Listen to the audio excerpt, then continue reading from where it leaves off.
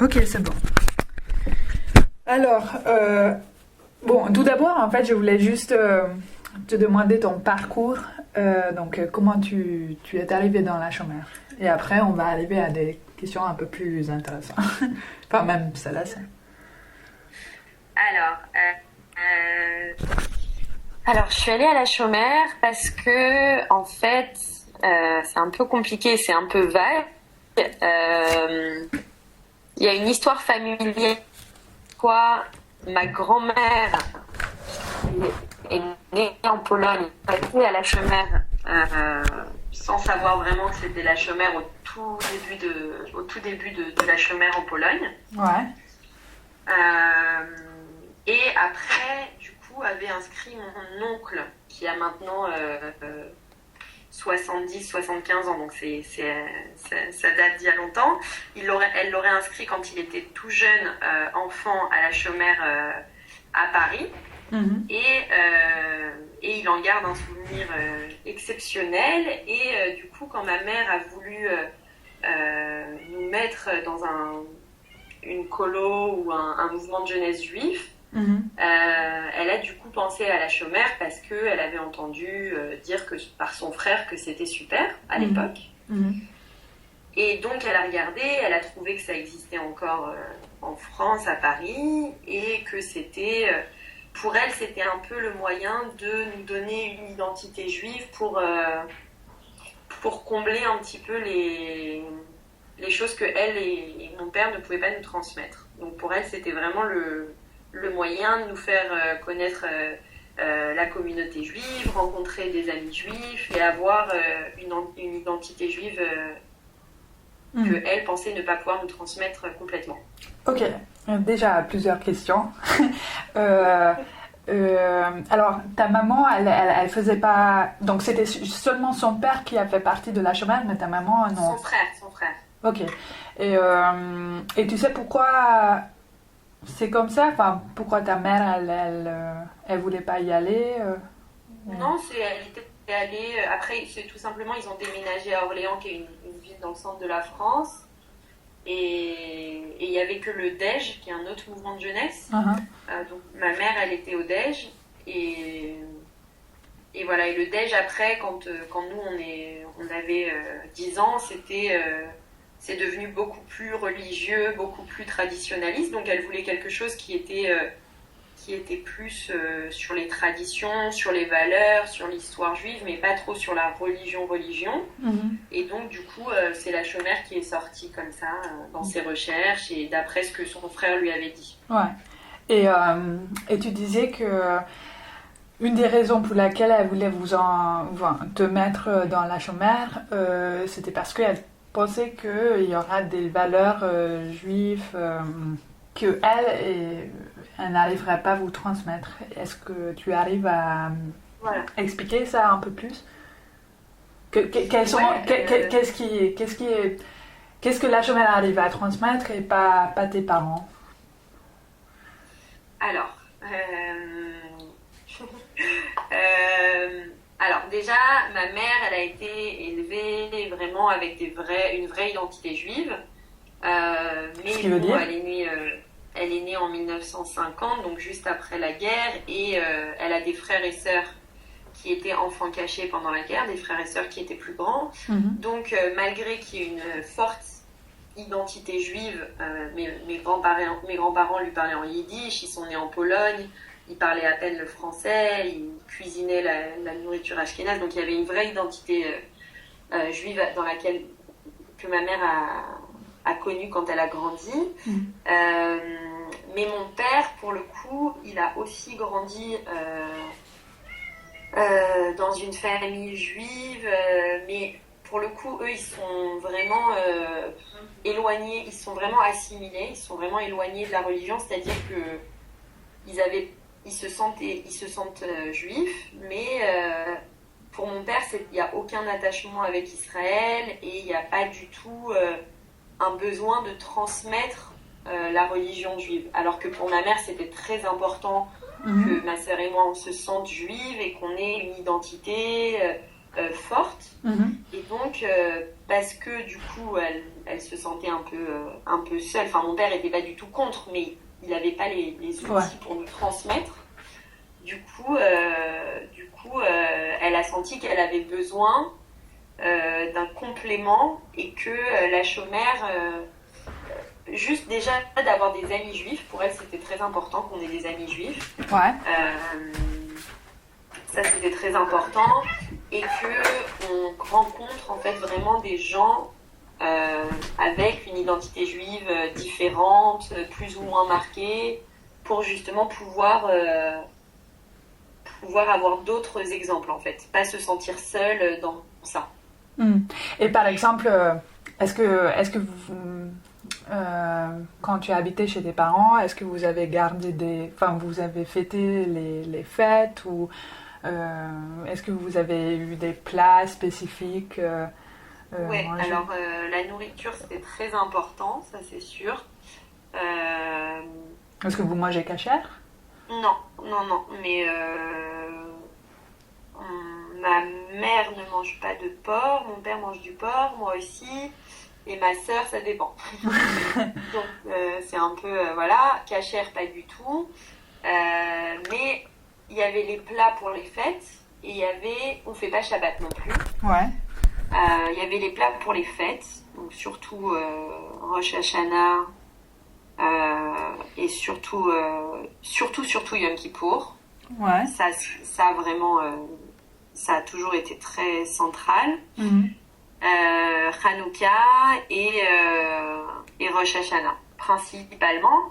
Et après, quand nous, on est allés à la Chomère et qu'on a commencé à vraiment faire les fêtes à la Chomère, être invités par des amis, par des familles, etc., à partir de ce moment-là, nous, on a commencé à faire beaucoup plus les fêtes chez moi, à la maison. D'accord. Et ton père, il a toujours Mon père, participé? il suit. D'accord. Ok. Il le fait pour nous, il sait que ça nous fait plaisir. Je pense que lui aussi, ça... Je pense qu'au fond, c'est quelque chose qui lui manque. C'est-à-dire, je pense que ça lui... C'est-à-dire qu'il l'avouera pas, mais il va quand même apprécier qu'on fasse les fêtes et apprécier qu'il y ait vraiment une vie juive un peu plus développée que ce qu'il y avait avant, quoi. Au final, voilà. Après, pour la nourriture, donc c'est surtout les fêtes et c'est quelques plats traditionnels ashkénazes que mes parents font, je sais pas, 5-6 fois par an, quoi. Mais c'est pas plus que ça, en tout cas. Mais... Et donc tu disais que t'avais 10 ans quand tu es allée dans la Chomère, c'est ça? Ouais. Et ta sœur, elle est plus... Enfin, juste Alors, avant. ma sœur, elle est plus âgée que moi. Ouais. Ma mère avait mis ma sœur à la Chomère quand ma sœur avait 8 ans. Ouais. Elle était allée en colo d'été et ça lui avait pas du tout plu. Mhm. Et donc, elle y était plus retournée. Et moi, quand j'y suis allée à 10 ans, j'ai adoré. Mhm. Et du coup, ma sœur est retournée l'année d'après avec moi. Mhm. Et elle a retrouvé les gens qu'elle avait connus, donc... disons 6 ans auparavant quand ils étaient tout petits et donc ma sœur a 3 ans de plus que moi, donc moi je suis arrivée en fait quand j'avais 10 ans et du coup ma sœur elle a rejoint quand elle avait 13-14 ans. Mhm. Ok, et tu as resté jusqu'au bout, donc tu es devenu... Jusqu'au bout et même plus. Oui, donc j'ai fini donc à 16 ans on passe animateur pour 2 ans. Ouais. Après mes 2 ans, moi je suis passée responsable de l'éducation à la Chomère. Ouais. Et après ça, pendant encore 2 ou 3 ans, j'en sais rien, je suis restée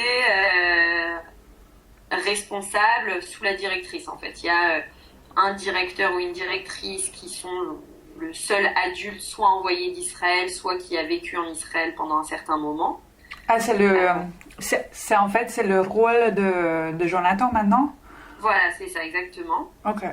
Sauf que c'est très récent que ce soit des jeunes sans famille. Avant, c'était des familles qui vivaient au kibbutz et qui étaient envoyées avec toute leur famille. Mais maintenant, ils n'ont plus d'argent pour payer tout ça à une famille, donc ils envoient des jeunes de 25-30 ans, quoi, en gros.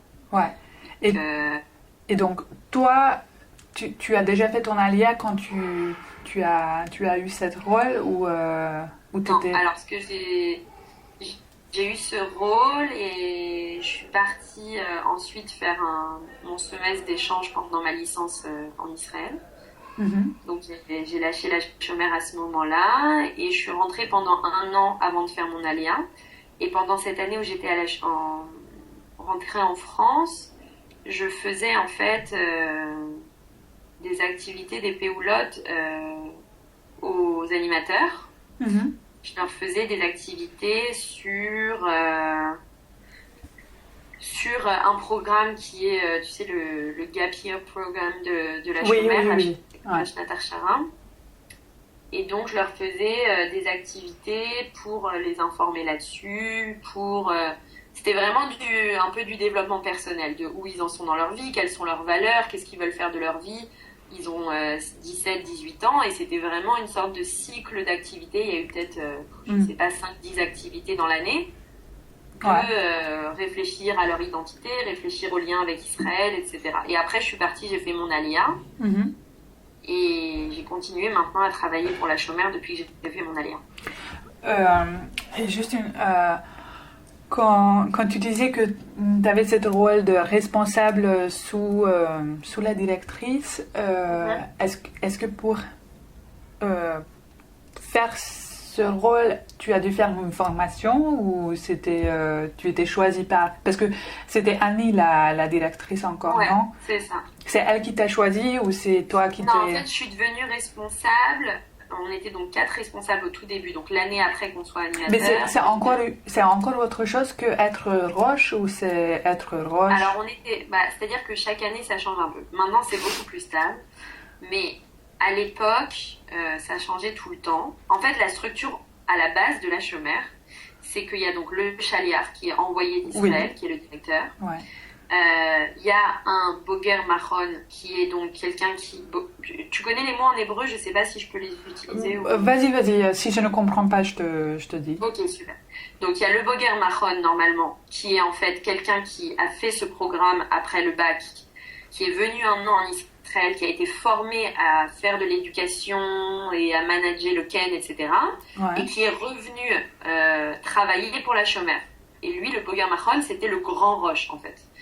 Qui avait fait 1 an en Israël et qui venait faire de la formation au Bogrim, qui venait leur apprendre des choses sur Israël, transmettre ce qu'il lui avait appris en Israël. Okay. Et après, en dessous de ça, il y avait les Bogrim, l'équipe des Bogrim avec les Madrichim, les gens à l'animation là, de Cévet, etc. Après, ça faisait presque, je sais pas, 10-15 ans qu'il n'y avait plus personne qui partait après le bac faire cette année en Israël. Mais il fallait remplacer cette personne-là. Ouais. Donc, pendant quelques années, on a fait une structure où en fait, on avait 3 ou 4 roches. Un qui était pour l'éducation, un qui était pour le politique, la communication, et en général 2 qui étaient responsables des bogrim et du quotidien, quoi, du machané, de la journée de Ken, etc. Ouais. Et après, il y avait le chaliar. Okay. Donc moi j'ai fait ça quand Annie est arrivée. Donc nous on avait en fait à la chômère en général il n'y a pas de formation à part pour devenir animateur. Pour devenir animateur il y a 2 ans de formation. Ouais. Pour devenir roche c'est soit tu le demandes quand tu as fini tes 2 ans, tu demandes à devenir roche l'année d'après. Soit c'est une discussion, les gens d'avant, le chaliar qui viennent te voir et qui te disent on voudrait que ce soit toi, etc. Ouais. Comme c'est généralement une position de leader, c'est en général les gens qui pensent pouvoir apporter quelque chose qui vont demander à avoir ce rôle-là. En général. Et principalement, les gens après 2 ans où ils sont madrir, ils s'en vont et ils veulent pas être roche. Généralement, c'est aussi ça.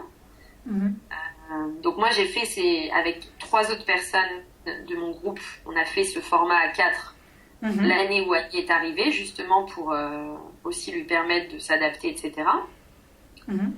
Et moi, je me suis extrêmement bien entendue avec Annie et j'ai décidé de rester l'année d'après et de faire en fait pendant 3-4 ans l'équivalent du Boyar Mahon. D'accord. Voilà, donc j'ai fait ça, ce qu'on appelle maintenant on a changé le nom. Pardon, j'ai un chat, donc... Pas de problème. Donc maintenant ça s'appelle un shlichon, c'est-à-dire un petit chaléar. C'est pas un vrai mot en hébreu, c'est un mot qu'on a inventé. et voilà, et en fait maintenant c'est des gens qui partent faire cette année, mais il y a aussi en toute l'Europe, c'est principalement des gens qui font l'année après le bac et qui reviennent et qui prennent ce rôle-là. En France, comme nous, pendant des années, on n'avait personne.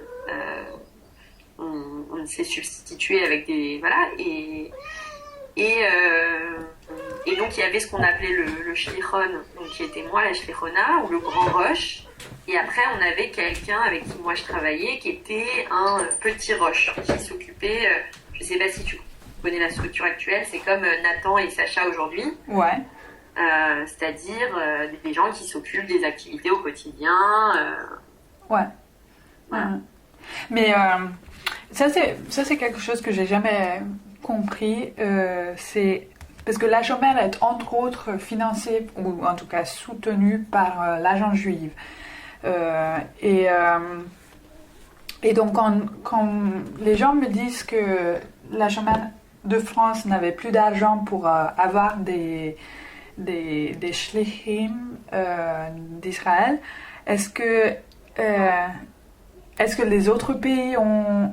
En fait, c'est un mélange des financements de la part de la France et de l'agence juive, ou enfin, est-ce que c'était un cas pareil dans les autres mouvements, ou tu sais pas trop? Si, je sais, mais c'est beaucoup de politique interne. Il y a eu une période où ça les arrangeait bien de ne pas avoir d'argent pour la chômeur. De France ou en général?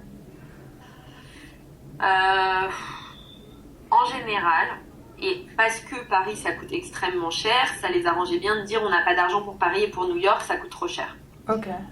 Donc New York, étant donné qu'ils sont 15, tout le monde s'en fout un peu. Nous, étant donné qu'on était 200, c'était plus problématique. Donc ça a été ça le problème. Je ne saurais pas te dire pour les autres mouvements que la chômeur comment ça se passe.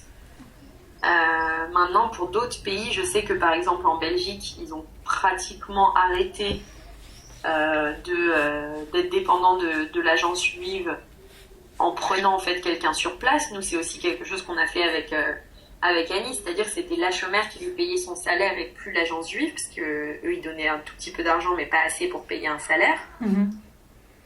Et en fait, ça a été la phase de transition où maintenant, en fait, ils envoient des Jonathan qui ont 30 ans et tu vois, qui n'ont pas de famille, qui n'ont pas besoin de payer l'école, de payer l'appartement avec 3 chambres, etc. Tu vois. Donc, je pense que ça a été ça. Et après, je me suis rendu compte, en avançant au sein de la chômeur, qu'on nous dit toujours, en fait, il n'y a pas d'argent, il n'y a pas d'argent. Je pense pas que ce soit qu'il n'y ait pas d'argent. Je pense que c'est juste que il y a beaucoup de... Comme dans toute organisation, il y a des choix politiques qui sont faits de à qui on donne l'argent et pourquoi. Mais plus spécifiquement par rapport à la chômeur, qu'est-ce que ça veut dire? Est-ce que l'agence juive n'a plus d'intérêt parce qu'ils trouvent que idéologiquement ça ne convient pas à leur profil? Je pense qu'il y a eu un petit peu de ça à un moment. Je pense qu'il y a eu une petite brouille avec la chômeur et l'agence juive. Mais rien de vraiment important. Je pense que ça a été une phase de transition. Non, je pense pas que ce soit quelque chose d'idéologique parce qu'au final, on est sûrement un des mouvements de jeunesse qui n'est pas religieux, qui envoie le plus de gens en Israël de faire les programmes Massa, l'Aliyah. On est parmi ceux qui, en France en tout cas, tu sais, il y a des publics vachement religieux où tout le monde fait l'Aliyah. Mais dans un public comme la chômeur, c'est vrai que c'est parce qu'on est très sioniste et qu'on crée une vraie image d'Israël qui est réaliste. Et du coup, les jeunes qui viennent en Israël après la chômère, je pense qu'on est des jeunes on a une vraie image d'Israël, on a une vraie compréhension de la politique, de la vie, de la réalité qui fait que quand on vient en Israël, on s'y sent bien, on s'intègre et c'est pour ça que l'agence juive, au final, c'est pas qu'ils aiment pas la chômère ou quoi, c'est juste... je pense que ça a été une phase comme ça où ils savaient pas trop quoi faire et ils étaient bien contents qu'on fasse tout sans demander de l'argent à personne, donc ils voyaient pas l'intérêt de nous donner de l'argent quand on pouvait le faire gratuitement, quoi. Donc je pense qu'il y a eu ça aussi. D'accord. Et je sais pas, c'est peut-être une question difficile, mais si je te demande qu'est-ce que c'est la chômère pour toi, Non, c'est marrant que tu me demandes ça parce que quand on a fait les 100 ans de la chômère, ils ont demandé à quelques anciens d'écrire tu sais, on a fait une brochure comme ça, un petit livre pour le spectacle. Ouais. Et on m'a demandé d'écrire un article et j'ai écrit un article qui dit ce que c'est la chômère pour moi, donc c'est pour ça que je rigole. Alors, raconte-moi. Ça date, c'était il y a 2 ans, je me souviens plus, c'était bien écrit maintenant. Alors que je te dis ce que je pense. Franchement, mais attends, si tu arrives à retrouver cet article et si tu peux m'envoyer, je te remercierais vraiment beaucoup, hein, parce que en fait tout me sert comme une source, donc. D'accord. Alors ce que je vais faire, c'est que je vais demander à la personne qui a réalisé la brochure il l'a encore sur son ordinateur et je vais te l'envoyer s'il l'a. Ok, super. Mais comme ça. Ok. Yeah. Ah, ok. Cool. Nice. Excuse-moi. Alors, la chômère, qu'est-ce que c'est pour moi? Je sais pas, est-ce que tu veux que je te parle de la chômère, le mouvement de la chômère, ou tu veux que je te parle de la chômère à Tsaïr comme mouvement de jeunesse dans lequel j'ai grandi? Enfin, tu vois ce que je veux dire? Tu veux ma description de la chômère, le ressenti, ou une description factuelle? Non, le ressenti. Le ressenti. Alors, pour moi, la chômère, c'est une très grande famille. Parce que c'est une structure qui permet aux enfants de se développer avec des valeurs, avec des discussions, avec des moments de rassemblement et des moments de crise. Et pour moi, la façon dont ça se décrit le mieux, c'est vraiment l'idée d'une famille. C'est une structure qui crée des liens comme jamais. J'ai rencontré personne qui a des liens comme ça avec des amis. Et c'est aussi un sentiment un peu de fierté et de responsabilité, je pense. Du fait de toute l'histoire de la chômère, du militantisme, de l'héroïsme, voilà, que ce soit la révolte du ghetto de Varsovie, que ce soit la construction d'Israël, le kibbutz, aussi bien par les événements que par les valeurs que la chômère transmet. Je pense qu'il y a un vrai sentiment de porter un peu un flambeau et qu'on nous donne quand on est tout petit, qui je pense est un peu symbolisé par la khoutsa. Et qu'on reçoit notre khoutsa et qu'on va la porter avec fierté, avec un sens et transmettre toute cette histoire et ces valeurs à des jeunes et c'est aussi genre, enfin moi je trouve ça incroyable comment des jeunes à 16 ans on a l'impression j'ai l'impression que j'étais plus responsable et plus active et vraiment responsable à 16 ans que je le serais à 40 ans quand j'aurai des enfants, quoi.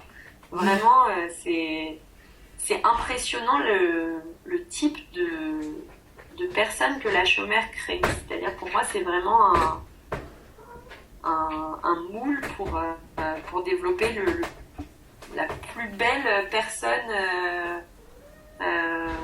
qu'on puisse développer dans notre société actuelle qui est assez pourrie. Donc je pense que déjà créer des jeunes de 17 ans qui ont envie de transmettre à des enfants, de passer leurs vacances et leurs journées vraiment à transmettre des valeurs qui leur sont importantes et essayer de créer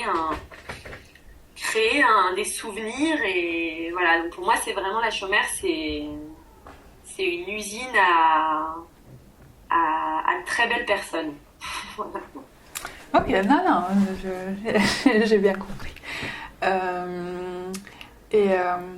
Est-ce que ça t'a jamais perturbé parce qu'en fait, j'ai souvent l'impression que c'est tellement engageant que quand tu vas à l'école normale, enfin, je veux dire école, je sais pas dans quelle école tu es allé, si c'était école privée, école juive, école publique. En public. Ok.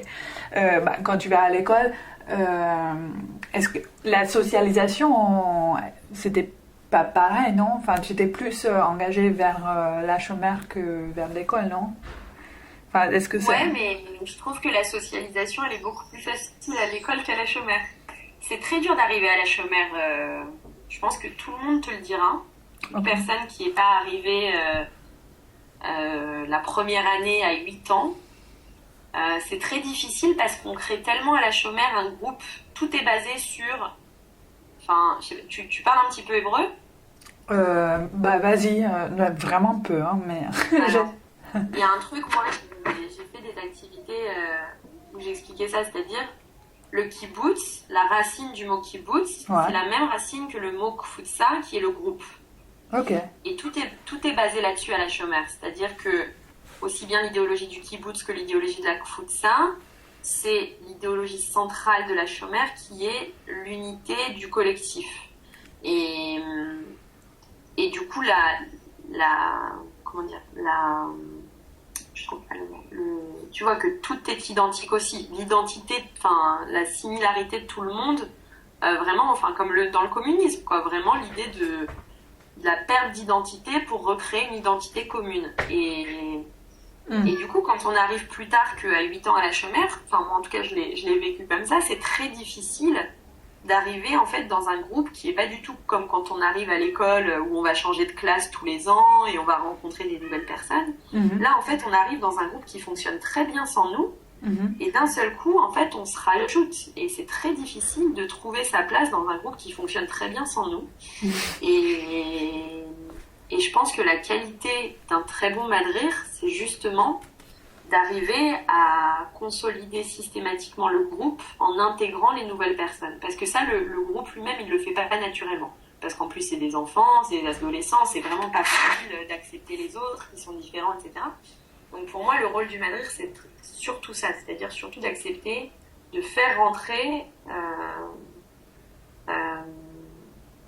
dans le groupe quelqu'un qui est pas nécessaire à la base, et de lui faire trouver sa place, d'en faire un acteur essentiel. Et ça, c'est quelque chose qui est très difficile, alors qu'à l'école, il n'y a pas à s'investir, c'est chacun pour soi. Si t'es bon à l'école, t'es bon à l'école. Si t'es mauvais, avec un peu de chance, t'as des bons profs qui t'aident, sinon tant pis pour toi. Donc vraiment, je trouve que moi après, j'étais pas... je pense que c'est très dur d'être exclu à l'école aussi, mais je trouve que dans le modèle lui-même, il est beaucoup plus simple à l'école qu'à la Chaumière. D'accord. Et est-ce que... Parce qu'il y a souvent aussi un discours sur la Chaumière comme mouvement ouvert vers tous, et un discours intercommunautaire. Donc, est-ce que tu penses que si je sais pas, est-ce que à ton époque, est-ce qu'il y avait des gens qui n'étaient pas juifs? Parce que je sais qu'ils disent que c'est pas grave si t'es pas juif, mais est-ce que ça existe? Ça se réalise dans le... Ouais, ça existait, c'était pas du tout un truc courant. On avait dans le groupe de ma sœur, il y avait un jeune dont la mère était pasteur, donc il était protestant. Ouais. Il avait personne de juif dans sa famille, juste il était vraiment très intéressé par Israël, l'identité juive, et il est resté quelques années. Et vraiment, pour le coup, il n'y a pas eu de problème d'intégration ou quoi avec lui. Après, quand on dit qu'on est ouvert, je pense qu'on est un des rares mouvements de jeunesse qui est ouvert à n'importe quelle personne qui se sent juive. C'est-à-dire que pour nous, l'identité juive, elle n'est pas liée à est-ce qu'un de tes parents est juif. Ça peut être que ton grand cousin, ton grand-oncle, quoi que ce soit, si tu te sens juif, tu peux venir. Après, je pense qu'il n'y a jamais un rejet de quelqu'un. C'est juste, est-ce que quelqu'un qui est complètement extérieur va vouloir venir à la Chomère? A priori, il n'y a pas grand intérêt. Mais en tout cas, il y a eu des exemples de gens non juifs ou de gens dont les grands-parents ou les arrière-grands-parents étaient juifs, donc eux, officiellement, ils sont plus vraiment juifs, mais vraiment, il y a eu plein d'exemples comme ça, et au-delà de ça, tu sais, moi, c'est quelque chose qui me choque énormément, parce que j'ai grandi à la Chomère et dans cette identité, même chez moi. Pour moi, n'importe qui se sent juif, je le considère vraiment comme un juif. Mais je rencontre beaucoup de gens dans la communauté juive en France, en Israël. Si ta mère n'est pas juive, pour eux, ils sont pas juifs, quoi. Ou si même t'es converti, mais dans une synagogue libérale et pas par le consistoire et par une synagogue très religieuse, pour eux, les gens ne sont pas juifs, quoi. Et ça, pour moi, c'est de l'intolérance qui est incompréhensible. Et c'est pour ça que je pense qu'on dit et après, au-delà de ça, la Chomère est très ouverte.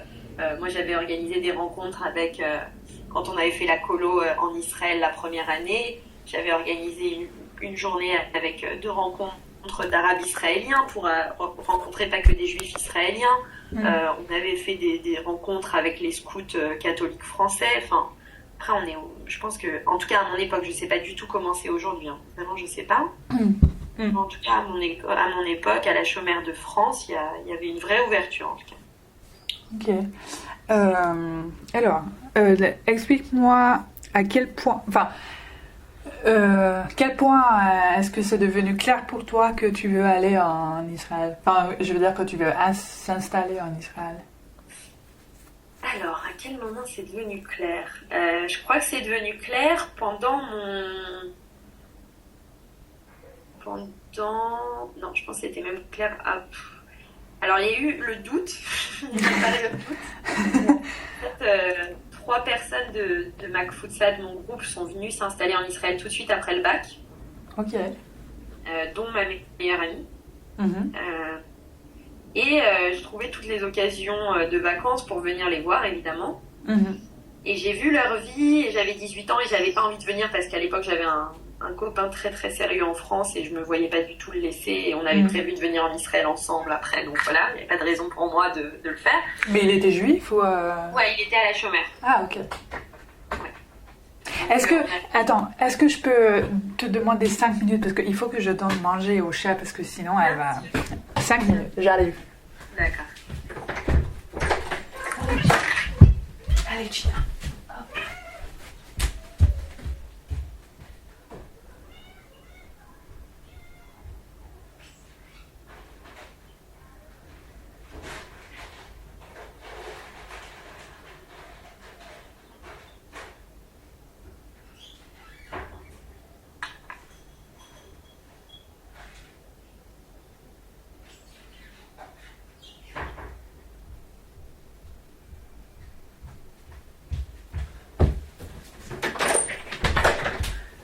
Voilà, merci.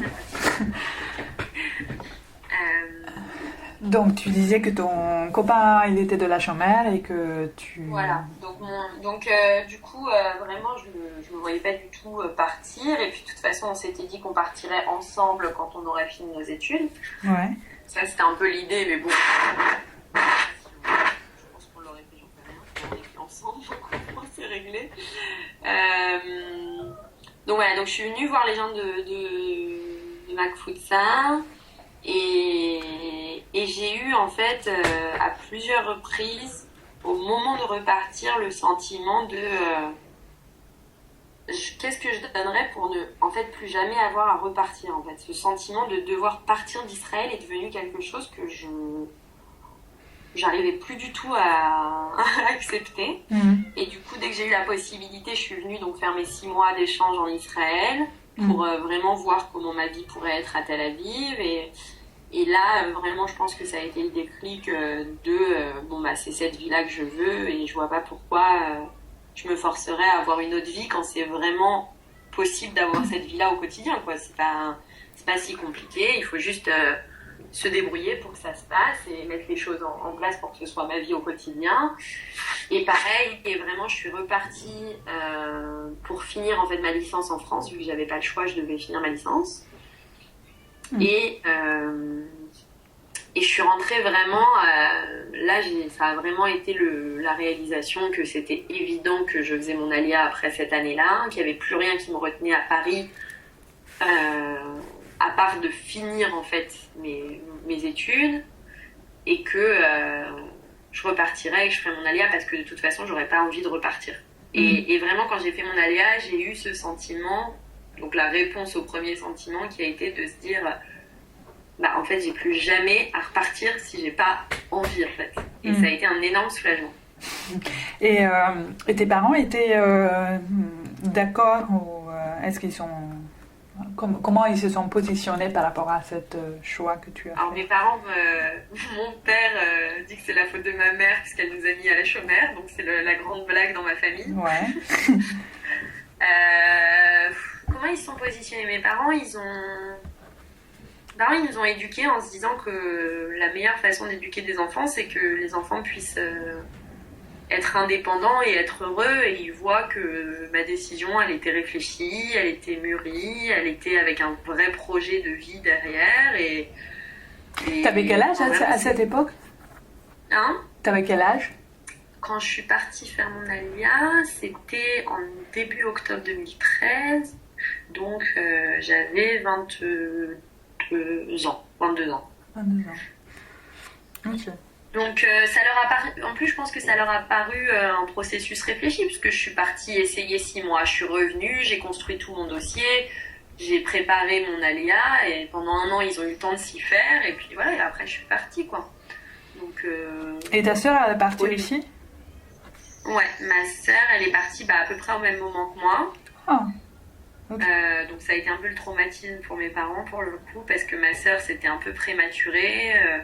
Ma sœur c'est très différent. Ma sœur elle était pas du tout bien en France je pense et elle avait vraiment besoin. Elle avait du coup 26 ans, 25 ans et en fait elle avait juste envie de tenter une autre vie ailleurs quoi, de recommencer à zéro et voilà. Donc elle est partie. Elle est institutrice et on lui a faire un job à Tel Aviv dans une école française, donc elle l'a pris, elle est partie.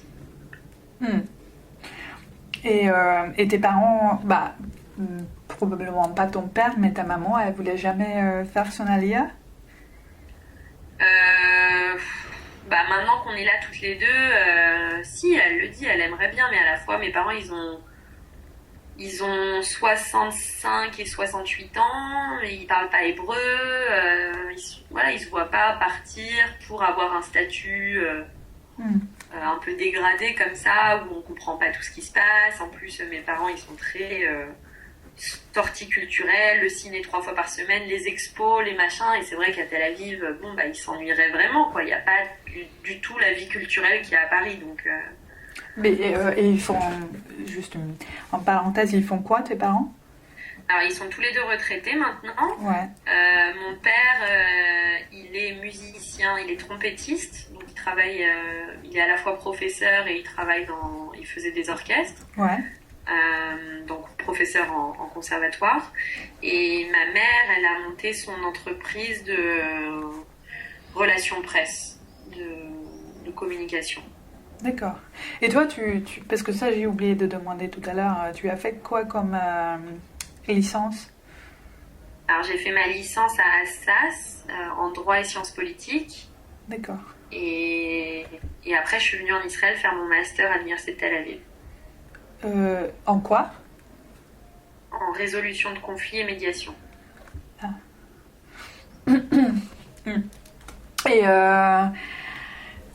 Et alors, comment dire, et pourquoi tu voulais, pourquoi tu voulais partir? Qu'est-ce que tu as pensé que Israël t'apportera que la France ne t'apporte pas ou... Je pense que c'est vraiment un style de vie. Ce qui est Hein? Non, non, juste explique. Ah, ok. C'est-à-dire que déjà, je trouve que c'est enfin, voilà, c'est très compliqué à expliquer. Il y a plein de choses, il y a plein d'éléments. Il y a l'élément que je trouve que d'être jeune, d'être une femme et d'être juive à Paris, c'est très difficile. Euh, c'est un sentiment permanent de, je dirais pas de danger, c'est trop, mais on est toujours sur ses gardes, quoi. On est toujours sur ses gardes. Quand on est une fille seule le soir, on est sur ses gardes. Quand on a une Magali David, on est sur ses gardes. Peu importe. C'est-à-dire, c'est toujours un sentiment de risque. D'accord. Et je me suis dit, en fait, tant que je vivais en France, j'avais vraiment pas envie de faire mon alia pour ces raisons-là. C'est-à-dire, c'était plus par idéologie ou pour tenter la vie en Israël. Après avoir vécu 6 mois en Israël, je me suis dit, mais en fait, en Israël, mais ça pourrait être ailleurs, hein, pour le coup, là, c'est indépendamment de... C'est indépendant de mon sionisme ou quoi, mais c'est vrai, en fait, je me suis dit, dans cette ville, à Tel Aviv, on marche en mini-jupe à 4h du mat', en affirmant qu'on est juif, et tous ces critères-là ne font pas qu'on se sent en danger. Et ça a été vraiment un ras-le-bol de se dire j'ai 22 ans, je vais pas me sentir oppressée alors que il y a un endroit où c'est si simple. En fait, c'est ça, il y a une simplicité ici dont j'avais besoin, parce que je pense que je suis quelqu'un en plus de très anxieux, de très stressé, de très voilà, vraiment très très stressée, et d'un seul coup de venir ici, la mentalité, la sécurité, alors que bon, a priori quand on a des roquettes qui nous arrivent dessus, on se dirait que la sécurité n'est pas vraiment là, ouais. Mais la sécurité au quotidien, c'est une tranquillité d'esprit que j'ai découvert ici, que j'avais jamais connue à Paris dans une... Enfin voilà, le métro, c'est... Je sais pas, c'était devenu quelque chose de très hostile. Paris, c'était devenu très hostile.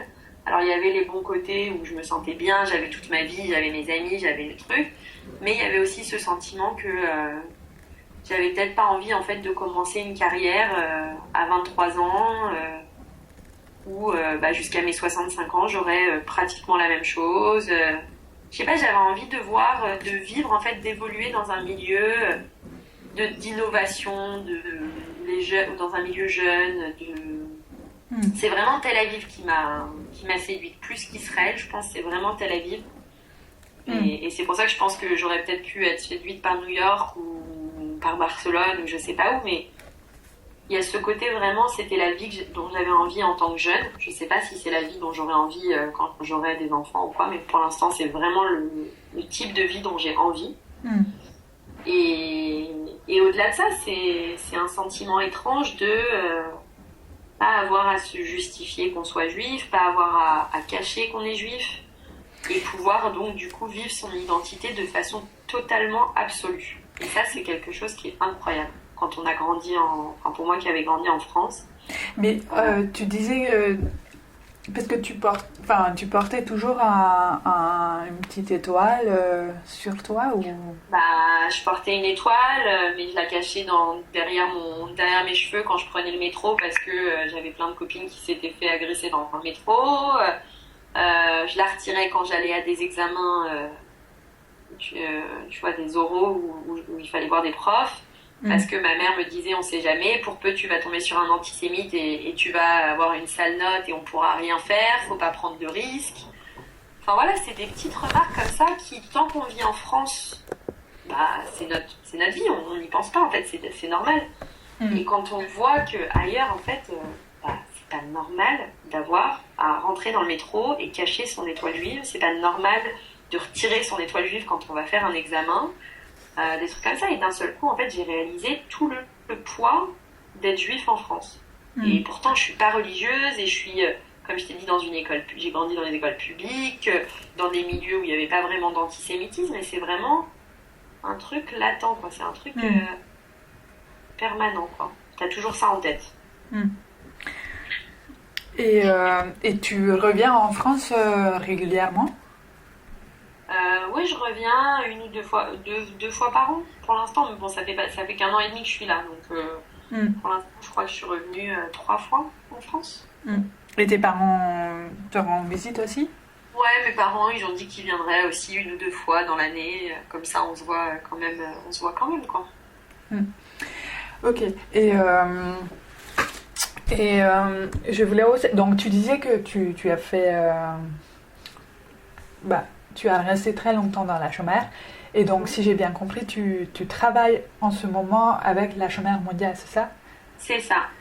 Et Donc, alors, quand j'ai fait mon alia, en fait, ce qui s'est passé, c'est que les responsables de la chômère mondiale m'ont contacté pour que je crée un programme court d'été pour pour les, euh, pour les jeunes en fait francophones qui voudraient découvrir Israël version missionnaire, quoi. mais attends, c'est la chômère mondiale qui t'a contacté au cours de ton Bah, ils ont alia? vu que j'avais fait mon alia Ouais. et du coup ils m'ont contacté en me proposant en fait de créer un programme euh, pour qui est en fait une en fait une sorte de miniature du programme qui existe pour le Gap Year, Ouais. et de le faire en fait en programme court l'été pour les Français, vu que les Français vont pas à ce programme, de créer en fait en français un programme court, quoi. D'accord. Donc ça s'appelle le programme Tapouze. Ouais. Euh, et donc ce qui s'est passé c'est que Attends, ta pousse, c'est orange, non? ouais, Ok. ouais, exactement. Pourquoi? Ou c'est juste comme ça, orange, ou Non, ça. c'est parce que les comment dire, les gens qui faisaient leur alia en groupe d'Amérique latine, les premiers gens qui faisaient leur alia, ils faisaient leur alia au kibbutz et ça s'appelait le tapouz, ces alias-là. Et Ah, donc du coup, on s'est dit que l'alia au kibbutz c'était ça. Donc là, un programme au kibbutz, ça pourrait être sympa de l'appeler comme ça aussi. Et c'est pour ça qu'on l'a appelé comme ça, tout d'accord. simplement. Ok. Parce que l'orange, c'est le symbole un peu du kibbutz d'Israël, tout ça. Ah, ok. Ça, je ne savais pas. Et donc, décris-moi un peu le programme, parce que tu m'as déjà en parlé un peu, mais ça fait longtemps, donc. Alors, Donc c'est seulement pour les Français. pour les francophones, donc on a aussi un peu Franco. de belge pour cet été. Ah. Et pourquoi Euh, pourquoi déjà pour les francophones? Alors parce que le programme de Gap Year, il est en anglais et on s'est rendu compte qu'il y avait beaucoup de Français qui n'y allaient pas parce qu'ils ne parlaient pas bien anglais. Et donc on s'est dit qu'on allait faire quelque chose en français Bah, pour que ce soit plus accessible. mais le gap year, c'est en fait, moi j'ai compris, mais moi j'ai été 2 fois en Israël et juste très brièvement, donc voilà. Euh, Moi j'ai compris que le gap year c'était pour les Israéliens qui finissaient le lycée et qu'ils étaient au moment d'aller dans l'armée ou un truc comme ça, non? Bah ça dépend en fait. Ils ont ce truc-là, ça s'appelle le shirout. Je sais pas comment il s'appelle ça. Il y a différents trucs. Il y a cette possibilité pour les Israéliens, quand ils finissent avant d'aller à l'armée, de faire un programme comme ça. Ouais. Mais la chômère, en fait, a créé depuis des années, ça fait peut-être 60 ans que ça existe depuis Israël, quoi. Ouais. Un programme où, en fait, les jeunes peuvent venir. Avant, c'était s'installer au kibbutz, et ça fait, je sais pas, 30 ans que c'est un programme, en fait, d'1 an où les jeunes du monde entier viennent vivre avec d'autres gens de la chômère du monde entier, dans un kibbutz ou dans une ville de façon en collectivité, quoi. Je peux t'expliquer aussi ce programme. Ça s'appelle la Shnat Arshara. Ok, et c'est purement la chômage à Tsaïr.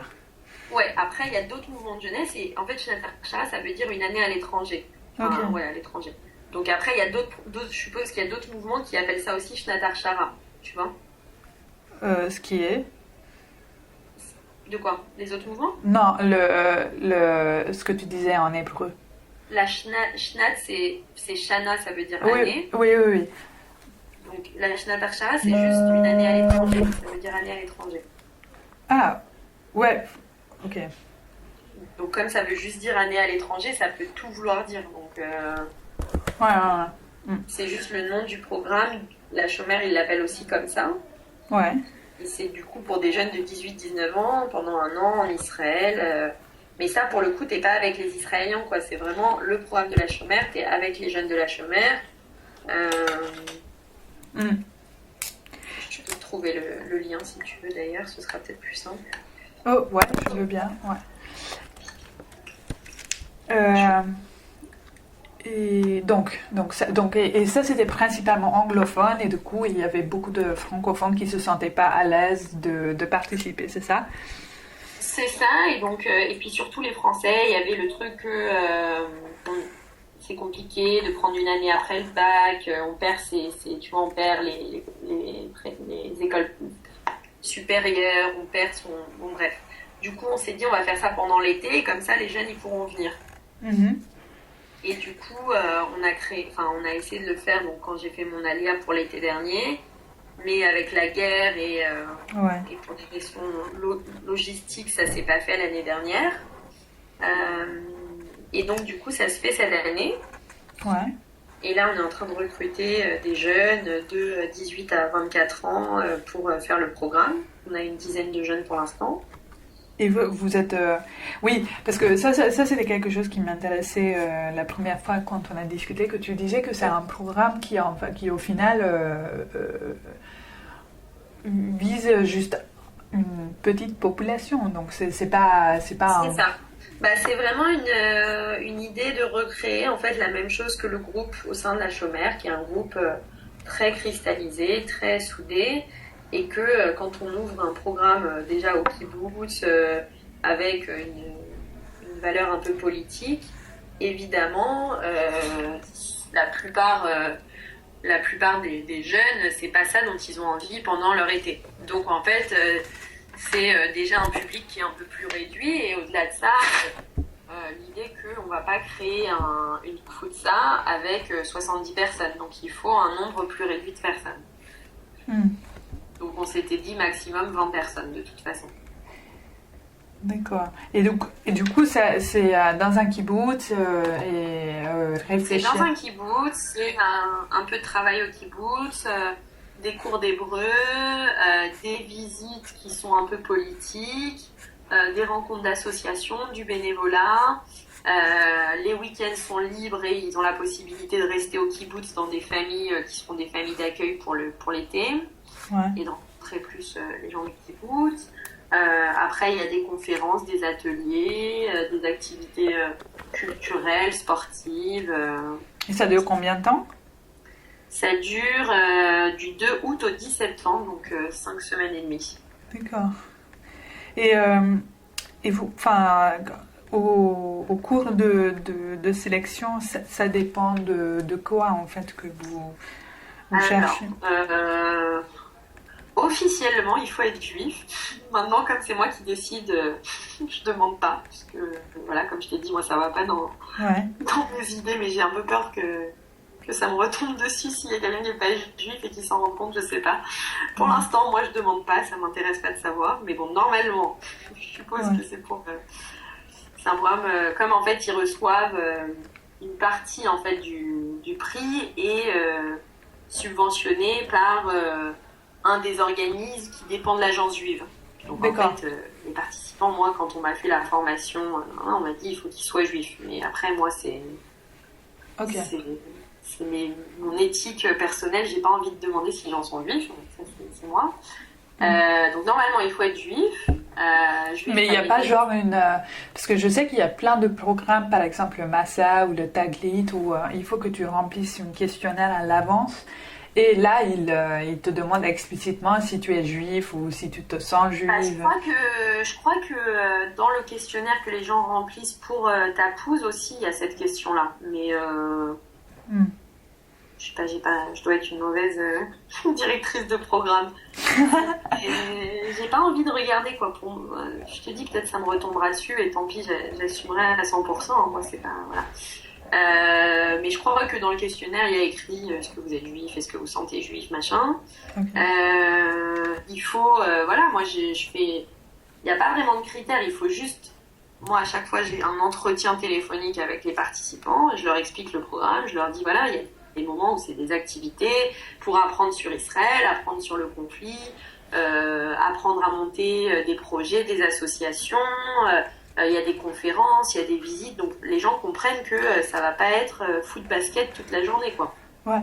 Donc, et ça t'est déjà arrivé de refuser une candidature?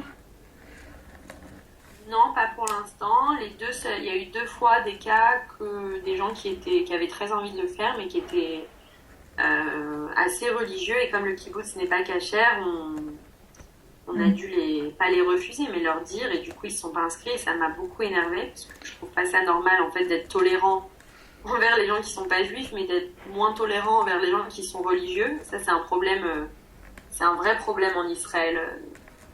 La mentalité des gens qui sont pas religieux et qui sont de gauche, c'est un rejet de la religion qui est très très très intolérant, alors qu'ils sont très tolérants avec les Arabes, avec les Palestiniens, etc.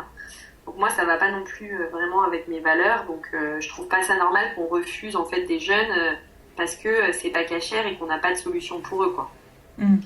Donc pour l'instant c'est ça. J'espère que l'année prochaine on pourra le faire dans un kibbutz qui est cachère. Au moins on refusera personne, quoi. Après moi j'ai aussi une marge de manœuvre qui est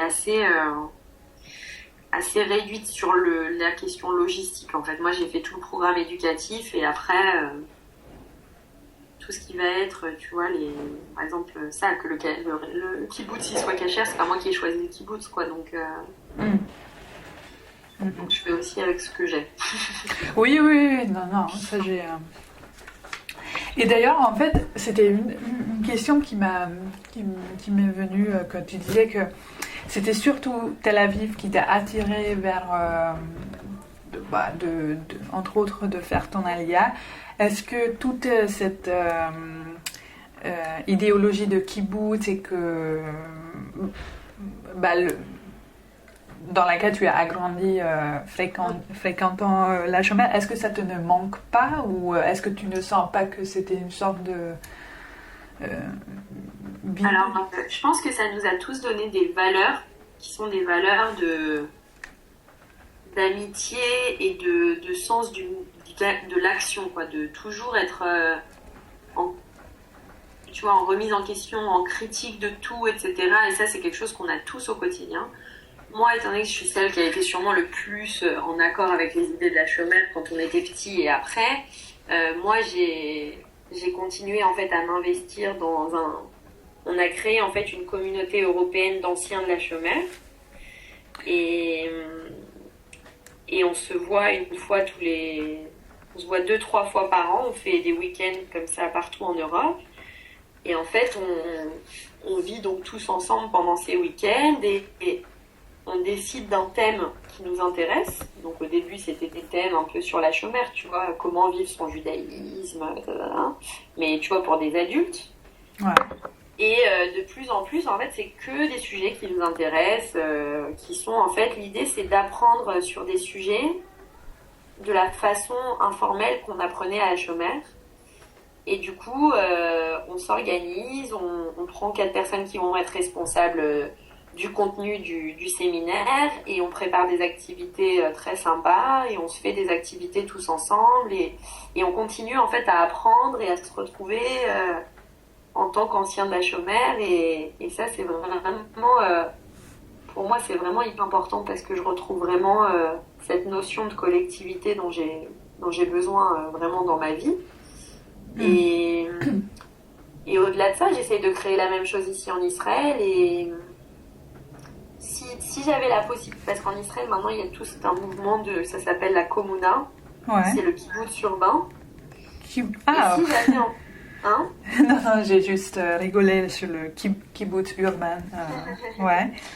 Ouais, c'est ça. Donc l'idée c'est ça, c'est de travailler dans tra- un travail qui va être plus ou moins social et de mettre l'argent en partie en commun et de vivre tous ensemble et d'avoir des journées de bénévolat, de militantisme ensemble et d'être comme ça un noyau pour le militantisme et l'identité. Et De c'est la lent. famille. Et par exemple, ce programme-là, il est lancé par les Israéliens ou De quoi? Le programme européen là? non, non, non, ce truc de kibbutz urbain. Ouais, ça a été principalement des Israéliens qui l'ont créé. Après, il y a plein de gens dans le monde entier de la chômère qui l'ont fait. Enfin, maintenant, même toi aussi, tu es une Israélienne, donc. Ouais, bon après, je pense que c'était plus les Israéliens du kibbutz, les générations après, qui ont eu envie de continuer en fait de vivre dans l'égalité et le partage, mais qui juste se voyaient plus du tout traire des vaches et être à la laverie, quoi. Ils avaient envie de d'apporter tout ce que la société hachomérienne a apporté à la société non hachomérienne. Et ils se sont dit que mais c'est en vrai le même processus qui s'est passé, hyper lent. Je viens de penser à ça. Je pense que c'est un peu le même processus qui s'est passé en Pologne. Genre le shtetl et les gens de la Chomère au tout début ont dit on veut aller vivre en ville pour imprégner la société non juive des valeurs juives et des valeurs pionnières de la Chomère. Enfin, Ouais. à l'époque c'était voilà. Et ben c'est un peu la même chose, c'est-à-dire ça a été ce mouvement de on veut pas être dans nos shtetl kibbutz retranchés, on veut aller s'impliquer dans la vraie société globale Ouais. et apporter ces valeurs-là. Je pense que c'est un peu Mm. la même idée. Mm, mm. Et tout à l'heure, en fait, quand juste rigolant, je disais que ben, à partir maintenant, il y a 1 an et demi, tu es aussi même une Israélienne. Est-ce que tu t'identifies en tant que franco-israélienne ou juif français ou ça te met mal à l'aise de prendre des, des termes identificatoires, je sais pas. Ouais. Euh, je suppose que ces termes-là, ils sont plus pour les gens extérieurs pour me mettre une étiquette. Moi, est-ce que je me sens, Non, mais justement, je c'est me de. sens juive, ça c'est évident. Je me sens sioniste, ça c'est évident aussi. Un sionisme, pas le sionisme de tous, mais mon sionisme, celui de la Chomère, ça c'est sûr. Mm. Je me sens française, ça c'est évident. Je suis pas du tout en rejet de la France, de la valeur,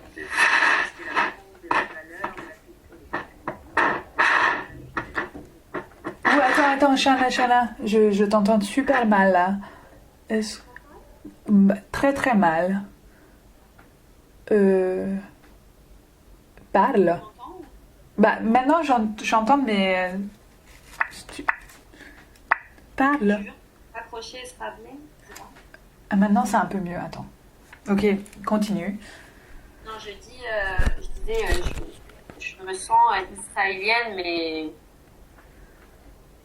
je sais pas, je me sens quand même en gros décalage de la société israélienne. Je me sens israélienne, voilà, quand je suis allée voter. Je me sens israélienne quand je suis dans la rue et que je suis très contente. Je me sens israélienne quand je suis dans un abri parce qu'on se fait tirer des roquettes dessus, mais je me sens pas que la culture israélienne fait partie de ma culture, quoi. Pas encore. Pas encore ou ça tu ne vois pas ou comment enfin parce que comment tu le Bah, je vois une énorme différence culturelle avec les Israéliens et ça me paraît très très étranger. Vraiment, c'est quelque chose d'étranger pour moi. Alors oui, je commence à parler la langue, oui, j'ai plein de copains israéliens et tout, mais déjà avant de partir tu parles l'hébreu enfin à part les mots un que petit peu. tu un petit peu, j'avais appris au lycée, j'avais appris pendant mon semestre là en Israël, mais je peux pas communiquer encore parfaitement bien, quoi. Ouais. Et tu dois, tu passes encore aux Ulpan ou Je dois recommencer encore l'Ulpan. J'ai arrêté et je dois reprendre, mais j'ai pas trop le temps en ce moment, donc ça va être en fonction de ce qui va se passer cet été, l'année prochaine. Je vais voir quand est-ce que j'ai le temps. Mais du coup, parce que du coup, tu parles plutôt anglais, français ou Ouais, je parle un peu des trois. Je parle un peu des trois, principalement anglais et français, puisque je travaille en français, un peu en anglais. J'ai des copains, surtout plein de copains français, plein de copains américains, beaucoup de copains israéliens. Donc je parle un peu tout. Mais mes colocs, elles sont israéliennes. Donc je suis un peu au milieu. C'est aussi ça qui fait que déjà l'année dernière, pendant 1 an, j'étais que avec des étrangers pendant mon master. Donc il y a eu après une grosse période de transition à partir de l'été où tout le monde au fur et à mesure est parti et je me suis retrouvée vraiment à devoir reconstruire vraiment un quotidien avec les gens ici, quoi. Donc je me sens pas encore israélienne, pas encore vraiment. Non, c'était juste une question. Hein. Je voulais pas. Non, je sais. Je te dis en conclusion, je me sens pas. Non, parce que c'est toujours intéressant de voir ce que tu disais exactement, que c'est une étiquette qu'on met de l'extérieur, mais il faut quand même se poser la question, parce qu'il y a des gens qui ne veulent pas porter une étiquette, du coup, c'est sensible. Ouais, non, moi c'est pas du tout sensible, c'est vraiment. J'ai l'impression que c'est un peu un mix de tout, quoi. C'est plutôt ça. Ok. Quoi d'autre Alors que tu saches, je vais peut-être encore accepter un job à la chômeur, parce que ça ne s'arrête jamais. Ok, ok, explique. Alors en fait, ce que je fais en ce moment, c'est que je travaille dans une société française à mi-temps, et le reste du temps, j'ai monté une entreprise, donc Change It où je propose en fait des différents programmes de bénévolat et de coaching. Okay. La chômeur, il y a quelques jours, encore une fois la chômeur mondiale, m'a proposé de devenir coordinatrice et madricha du programme de Gap Year, justement. Ok. Pour le groupe en anglais, c'est-à-dire Canada, États-Unis, Europe, Australie. Et donc ce serait un job, avant c'était 2 personnes à mi-temps, maintenant ils veulent 1 personne à plein temps, et ils voudraient que avec d'autres personnes, on restructure le programme de façon un peu différente, plus achomérienne, voilà, qu'on y retravaille. Mais moi j'ai compris que en fait ce programme de Tapuz, ça a fait partie de ton entreprise Change It In, non? Non, c'est vraiment un programme de la chômeur, mais il y a beaucoup de choses que j'organise qui sont aussi par le biais de mon entreprise. Mais étant donné que mon entreprise, pour l'instant, c'est le début, c'est-à-dire que mon entreprise, c'est moi pour l'instant. Donc, ouais. Donc c'est un peu, mais du coup, c'est quoi exactement? Mon entreprise? Ouais. Mon entreprise, c'est l'idée de créer une communauté en Israël qui n'existe pas, qui serait une communauté pour, je sais pas comment on dit en français, social change. Okay. Et l'idée, c'est de en fait rassembler des éléments, des acteurs qui se rassemblent jamais, c'est-à-dire les associations, les bénévoles et les entreprises qui veulent avoir une portée sociale. Et donc du coup, en fait, créer une communauté où il va y avoir à la fois des événements concrets, 1 fois par mois, 1 fois tous les 2 mois, pour que ces gens-là en fait se rencontrent et qu'il y ait une stimulation intellectuelle, et en fait donner la parole à chaque fois à un acteur du changement social en Israël. Donc on a fait l'événement de lancement il y a un mois et demi. Et c'était une start-up sociale qui était l'invité pour parler. On fait le deuxième événement fin juin.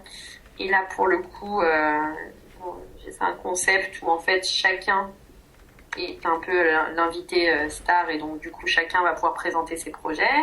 Et au-delà de ça, donc ça c'est l'idée générale, et après il y a 3 programmes qui sont un programme pour les particuliers, pour les gens qui veulent en fait trouver un bénévolat, une place dans un bénévolat qui leur correspond, avec en fait une sorte de coaching pour que ça leur serve vraiment comme développement personnel et aussi professionnel, que ça leur serve dans leurs études ou dans leur métier.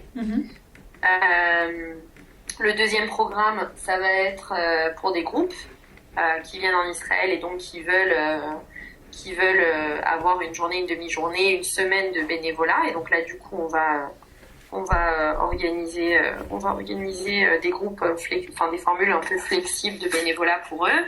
Et après, au-delà de ça, l'idée ce sera de lancer, mais ça je le lancerai l'année prochaine,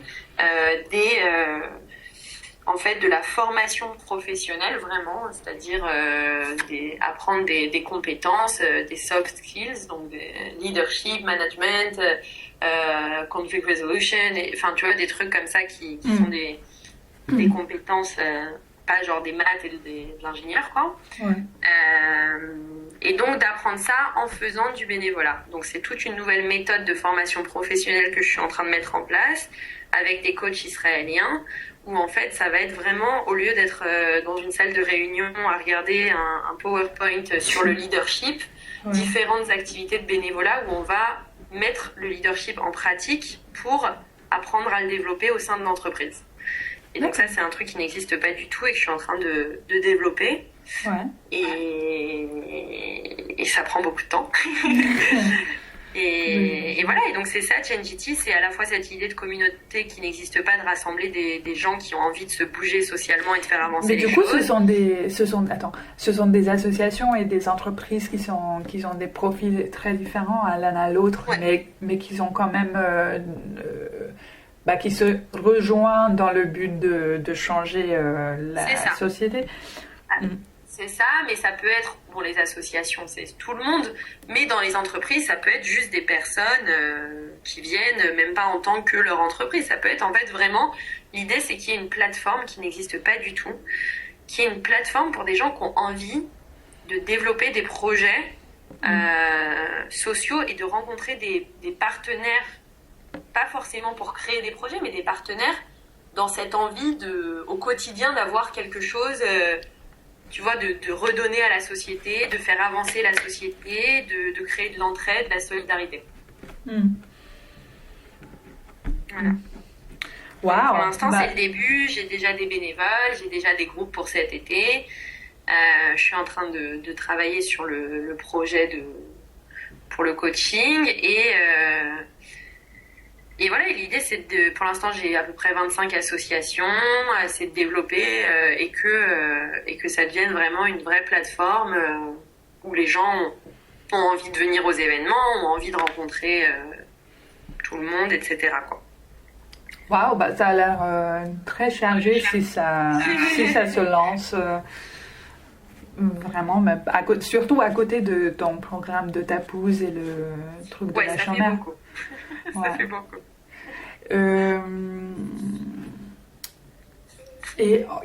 Oui, la chômeur mondiale a son siège en Israël ou c'est quelque part ailleurs? Non, c'est en Israël. Mais c'est encore autre chose que la chômeur d'Israël, non? Ouais, c'est ça. Et en fait, là, il y a la chômeur Israël, il y a la chômeur mondiale, et dans la chômeur mondiale, il va y avoir la chômeur Europe, la chômeur Amérique latine, la chômeur États-Unis, Amérique du Nord et Australie. Et tu fréquentes la branche israélienne ou pas? Honnêtement, non, pas du tout. À part les quelques personnes qui travaillent dans la chômeur mondiale. De la part de... Et qui sont issus en fait du mouvement de la chômeur israélienne. À part ces gens-là, non, je connais. Et tu sens aux manifestations. Et tu sens quelques différences par rapport à, je sais pas, par rapport à la vision du monde ou la Ouais. structure. C'est très différent. La chômère mondiale, déjà dans son but, est très différente de la chômère israélienne. Je pense que la chômère mondiale, c'est vraiment un but de créer une identité juive en diaspora et de créer un lien à Israël, alors que la chômère en Israël, vu qu'il y a déjà l'identité juive et il y a déjà Israël, ça va être beaucoup plus politique et presque anarchique, j'ai envie de dire. C'est vraiment des gens qui sont à l'extrême gauche en Israël, qui sont regardés comme des... Enfin, quand moi je rencontre des gens et que je leur dis que je suis des Israéliens et que je leur dis que j'étais à la chômère, que je travaille pour la chômère, ils me disent mais attends, t'es d'extrême gauche, mais t'es communiste, mais t'es complètement folle. Enfin, la chômère en Israël c'est très très très différent de la chômère mondiale. Hmm. Mais du coup, tu te retrouves moins parmi eux ou tu ne sais pas trop parce que tu ne les fréquentes pas suffisamment? Je les ai fréquentés un petit peu, ouais, je me retrouve moins quand même. C'est beaucoup plus communiste, c'est beaucoup plus anarchiste.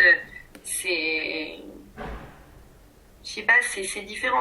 Moi, ce que j'aime à la chômère, c'est aussi créer cette identité juive et ce lien avec Israël. Et la chômère en Israël, ils ont pas du tout ça. Donc, Hmm. c'est différent. Pour eux, Israël, c'est naturel. Pour nous, Israël, c'est encore quelque chose de merveilleux, quoi. Eux, ils sont déjà dans le stade d'après de critique permanente. Euh, voilà, enfin, Hmm. c'est très différent. Et Hmm. même au sein de la chômère mondiale, tous les pays ont des visions très différentes les uns des autres. Hein. Hmm. La chômère d'Italie, ils sont beaucoup plus religieux que nous. La chômère, je sais pas, nous on est considérés comme les droitistes de la chômère parce que la plupart des gens, des familles de la chômère en France, ils sont de droite, alors que dans les autres pays, les gens sont 100% de gauche. Hmm. C'est quand même différent. Waouh, c'est intéressant. Parce que jusqu'à maintenant, les gens avec qui j'ai discuté, bah, eux, ils se positionnaient gauche par rapport à... Après, je vois très très bien que on peut pas réduire un sujet à gauche-droite et que déjà gauche-droite en Israël se fait complètement différemment que Ouais, ici en Europe. Donc ça porte toujours à des confusions. Mais ouais. non, c'est quand même très différent, quoi. C'est très complexe, c'est normal, Mm. c'est très diversifié aussi. Mm. Et du coup, dans cette future travail ou poste, si tu l'acceptes, ce sera de, de ça, c'est pas par rapport à la France, parce que tu disais que c'était Non, États-Unis, Amérique latine. non, ouais, enfin, moi je vais m'occuper du groupe Amérique du Nord, Europe et Australie. Et Mm. cette année, il y a quelques Français, je crois, qui y vont. Mm. D'ailleurs, peut-être que tu devrais les contacter quand ils sont en France pour les rencontrer, si ça t'intéresse de savoir pourquoi ils ont été à ce programme ou je sais pas. Mm, mm, mm. En tout cas, oui, c'est un groupe très diversifié et moi je vais être responsable en fait enfin voilà, c'est des gens qui arrivent, ça va être de leur transmettre tout le processus éducatif qu'on a mis en place pour cette année-là. Euh, et de développer encore plus loin les idéaux de la chômère et, et aussi de créer un groupe très soudé alors qu'ils ont déjà 18-19 ans et que enfin, voilà, c'est un autre travail, quoi. Mm. Ok.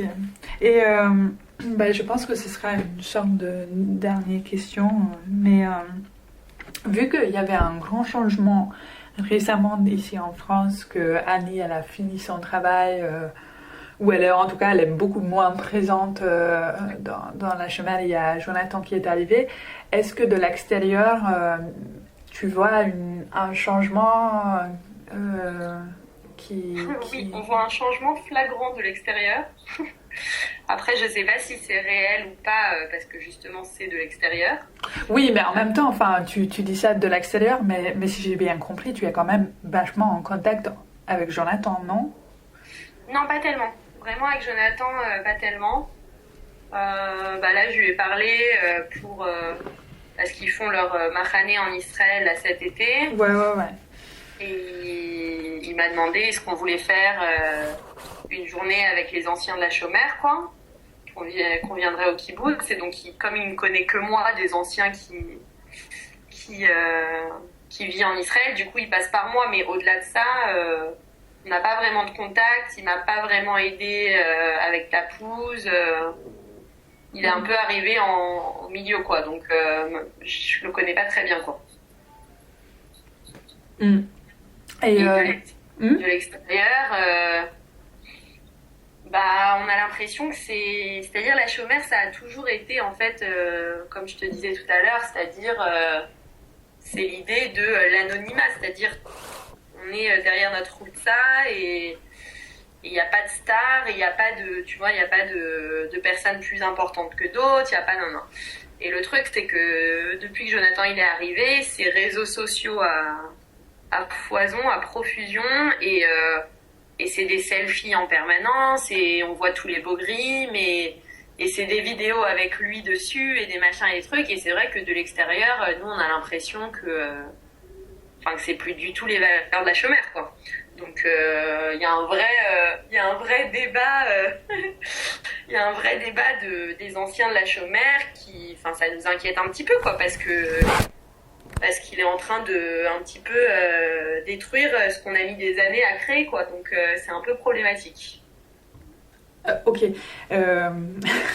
Et parce que tu disais, tu as dit tout à l'heure, nous, tu parles du coup par rapport au toi et tes anciens copains, copines de la chambre. On est une quinzaine à se voir de plusieurs âges différents et de la chômère, mais on n'est pas, on parle pas de la chômère tous les jours, quoi, mais c'est vrai que quand on voit sur Facebook en permanence. Non, je suis tout à fait très curieusement toutes les posts de selfies, donc.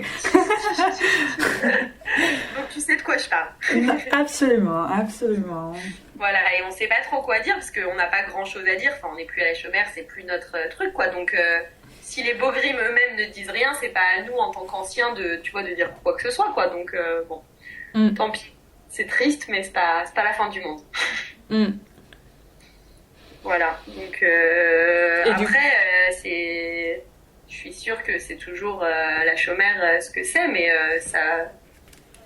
c'est un peu dommage parce que nous, surtout à notre époque, c'était vraiment la transition avec le numérique, l'internet, Facebook et tout, et on s'est battu comme pas possible qu'il y ait vraiment tu vois, qu'on continue à garder la vie privée. La vie privée, c'est la vie privée, qu'il n'y ait pas de starification sur les réseaux sociaux, etc. Ça a vraiment été un truc pour lequel on s'est battu quand les réseaux sociaux ont commencé à débarquer. Et de voir ça fait un peu mal au cœur, quoi. Et Annie, tu sais comment elle se positionne par rapport à ça? Annie, le problème, oui, Annie, je lui parle très souvent. On se parle très souvent. Annie, le problème, c'est que elle se retrouve à faire tous les trucs, tu vois,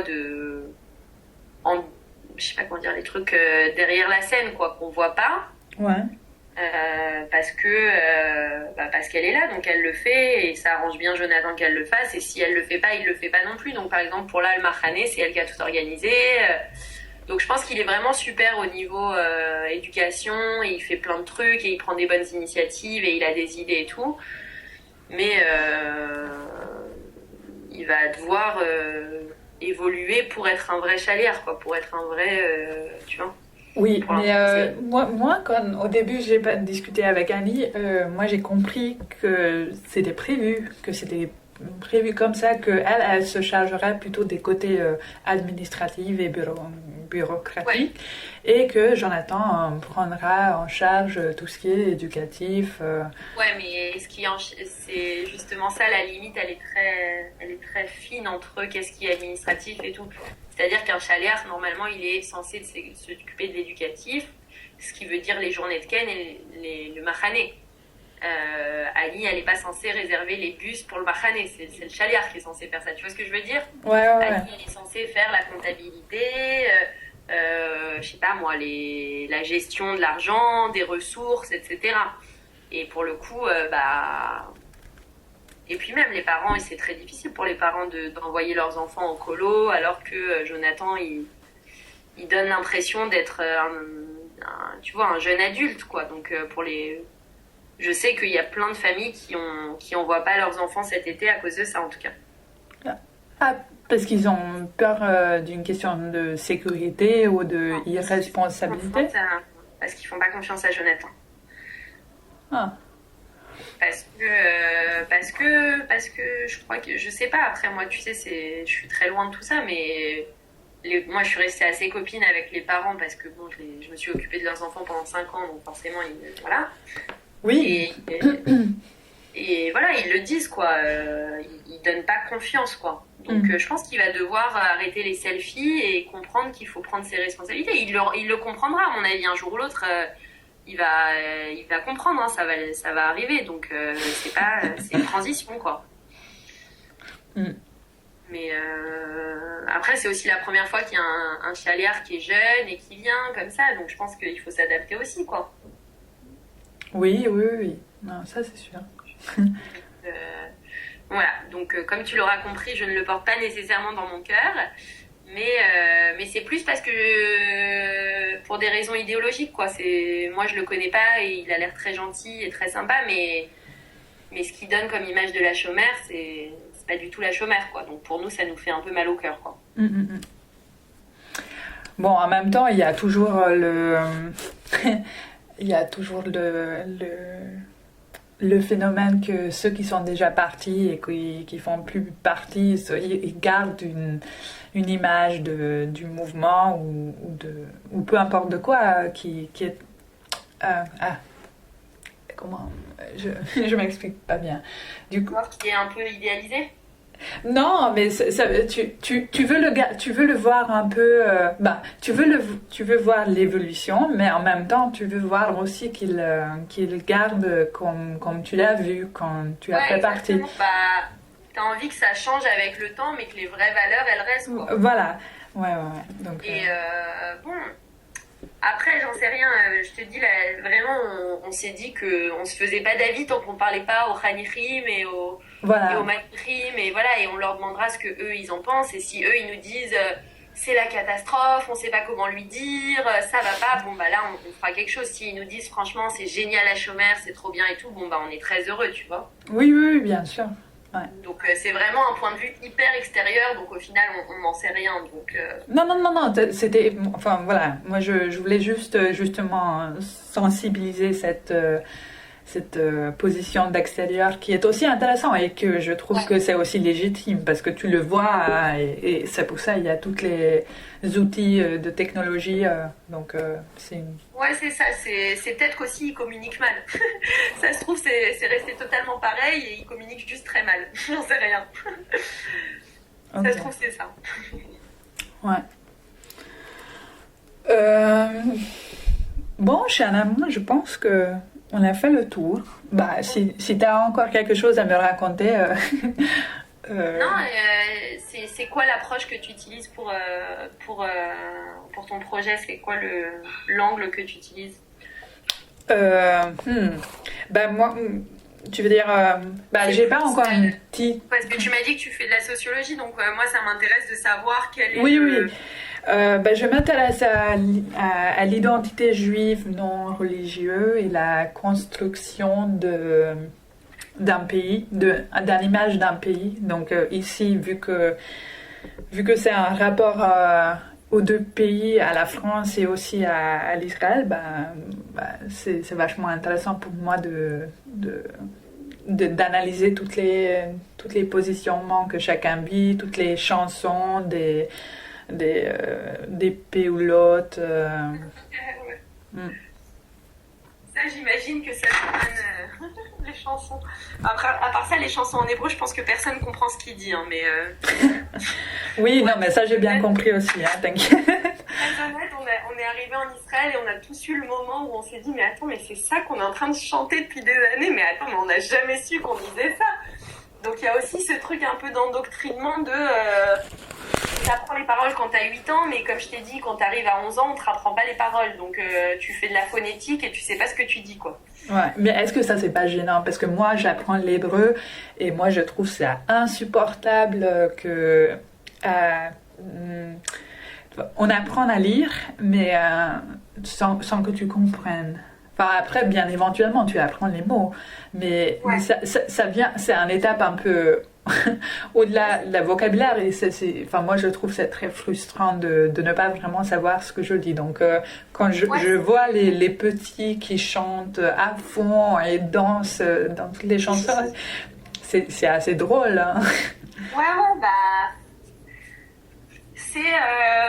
C'est les lacunes de la chômère, quoi. C'est à la fois, mais avec le recul, moi, c'est ça que je trouve trop marrant, c'est que à 17 ans, on a l'impression qu'on est des éducateurs et on l'est parce qu'on transmet énormément, mais on transmet sans se poser la question qu'en fait, bah, dès qu'il y a un enfant qui arrive à la chômère, il faudrait s'asseoir avec lui, répondre à toutes ses questions, lui donner une explication traduite en français de tout. Enfin, tu vois, c'est des trucs où moi, je trouve que Jonathan, il devrait faire ça, en fait. Il devrait, tu vois, tous les trucs qui, toi, te semblent un peu dingues, quoi, et que quand on est extérieur, on trouve que c'est complètement dingue, d'un niveau éducatif, bah, pour moi, c'est ça l'intérêt d'un chaliard qui est extérieur, c'est de se rendre compte que, enfin, il y a des trucs à la chômère où c'est n'importe quoi, au niveau éducatif, et juste régler ces problèmes-là au lieu de faire autre chose, quoi. Et c'est sûr que le côté lié à l'hébreu, c'est... Il y a même des mots qu'on utilise en hébreu qui n'ont même, enfin, tu sais, dans notre vocabulaire de la chômère, qui n'ont même pas le sens qu'on utilise. C'est-à-dire que, par exemple, le mot, on dit on va prendre le goûter, on dit kumzit. Ouais. Un kumzit, pour les Israéliens, c'est genre, tu sais, les pommes de terre que tu mets à chauffer sur le feu ou les chamallows que tu mets sur le feu, ça n'a rien à voir avec le goûter pour eux. Quand j'étais avec des copines israéliennes, et je leur dis en hébreu, on va prendre le Goûter. On va prendre le kumzit. Elles m'ont regardé, elles m'ont dit, mais qu'est-ce que tu crois que t'es en train de dire, genre? Tu vas aller faire un feu, mais qu'est-ce que tu es complètement taré? Je dis quoi, un feu? Quel rapport? Donc bref, tu vois, je me dis, un Israélien qui débarque là-dedans, je sais pas, remets les vrais mots, quoi, explique, tu vois ce que je veux dire? Il y a des trucs quand même... Non, bah t'inquiète, déjà c'était aujourd'hui que j'ai imprimé parce qu'il y a un dico sur le site de la chômeur, donc je l'ai imprimé et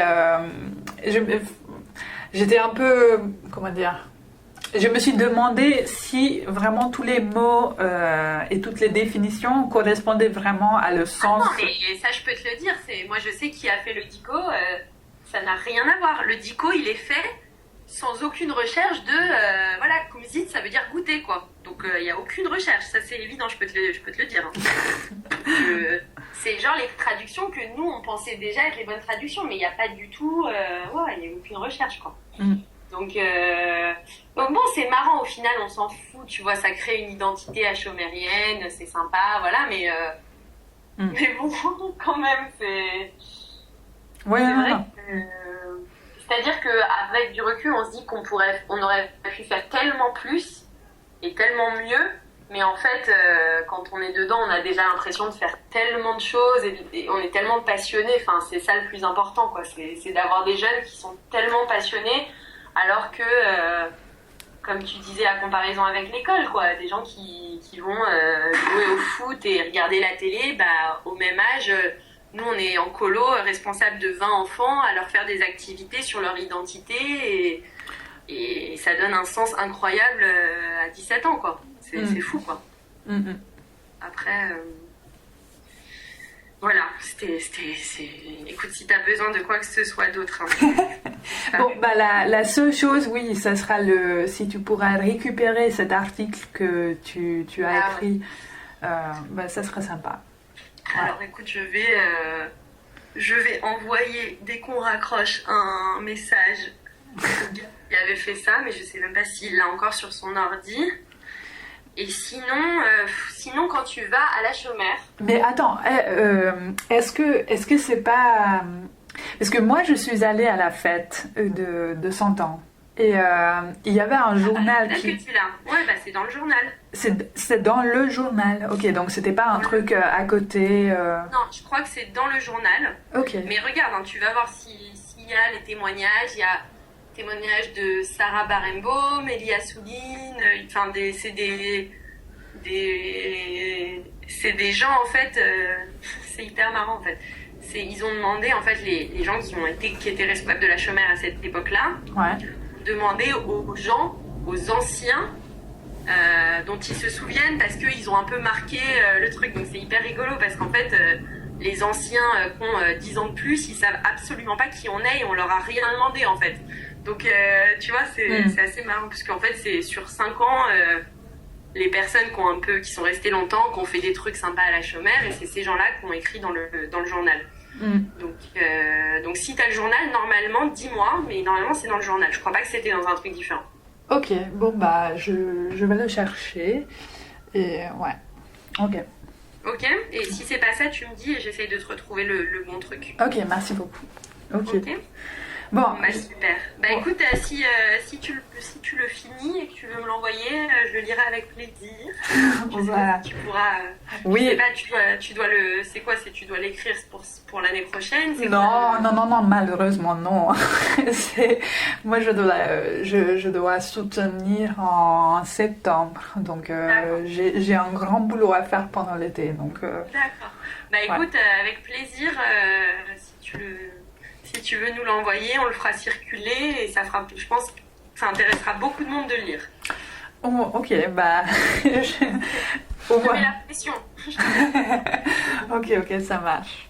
Bon, ouais. Bon, bah merci beaucoup, Shana, c'était très sympa. Ouais, très sympa, avec plaisir. Et n'hésite pas si tu as besoin de quelque chose ou quoi, vraiment, je ferai mon maximum pour t'aider. Ok, merci beaucoup. D'accord, bah alors bonne soirée. À toi aussi, salut. Merci, bye bye.